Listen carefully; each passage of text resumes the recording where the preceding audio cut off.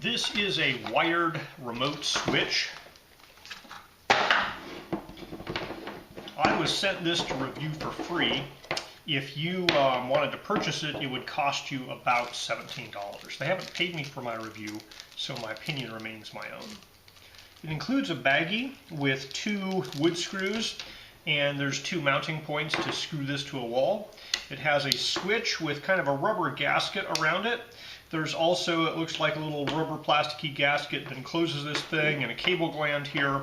And then there's this double end where you plug this into an outlet and you can plug something into this, and the switch will switch the load.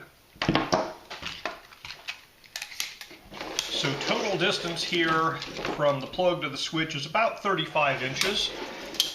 So we'll say it's a 3-foot cable here. Now they say this is 14 AWG wire, and it is marked 14 AWG wire.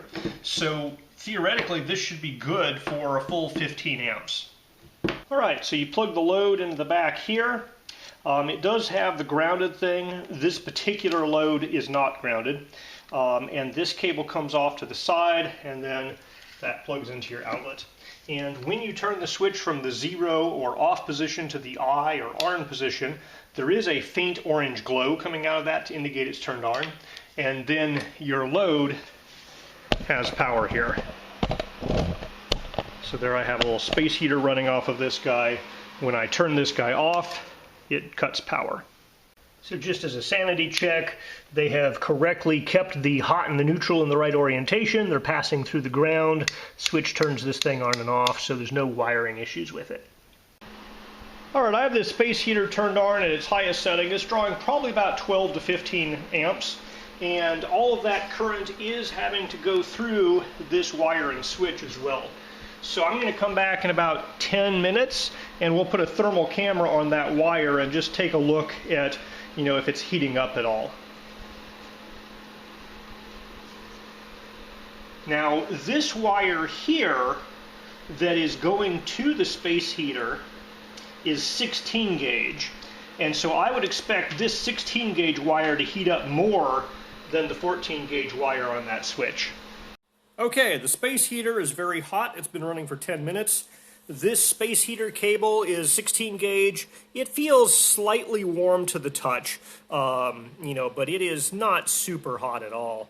It's, maybe 30 centigrade, whereas ambient is down at, 20 centigrade. Now, as we come up to the plug, there is a hot spot here where the space heater is plugging into the plug. I think that's generated by the space heater plug more so than this plug. It might be generated by a loose connection between the two. Now, the 16 AWG cable on the switch here is detectable by the thermal camera, but it's 24 centigrade, so it's still cool to the touch of my hand. It's just warmer than ambient. The switch housing has a little bit of heat coming out of it. Not too bad. It's not really at all warm to the touch. We can detect that there is power going through it. It is radiating just a little bit of heat. Obviously, it's nothing like the space heater over here. So I don't see any thermal issues with this extension switch at all. Possible exception being that the space heater plug is heating up, but I think that might be a problem with the space heater more than this switch and plug assembly here. Alright, I plugged the heater into the wall directly. I let it cool down for 10 minutes and then I ran it for just a couple more minutes, and I can verify that the heat is generated by this plug here, not by the switched extension. Alright, so the switch should be accessible behind these 4 screws, so I'm going to open it up and take a look at it because of course I am. Okay, inside we have a switch that is rated 20 amps, 125 volts, and the rubber gasket here just kind of sits over a square part of the top of the switch cover. So it's not, super waterproof, but it has a gasket here. It has this rubber gasket around there. I suspect that this guy could survive in the rain and probably be okay. The cable gland here is tight, so these guys are nicely connected. Now, it only has 3 wires, and so it's basically going to be switching a hot in here I suspect the ground may not be an actual ground connection. It might be a connection to the neutral line to get the light to light up.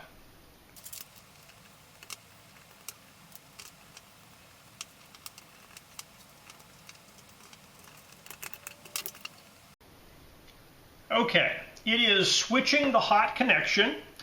That does not have a connection from ground to the switch because it's actually using one of these wires as a neutral to power the light. But the wiring is connected well. It has crimp connectors to the wires and then terminals that are screwed in on the switch. They look screwed in well. So I'm pretty happy with the electrical construction and how everything's working on this guy. I can recommend you can use this safely. So I recommend this product.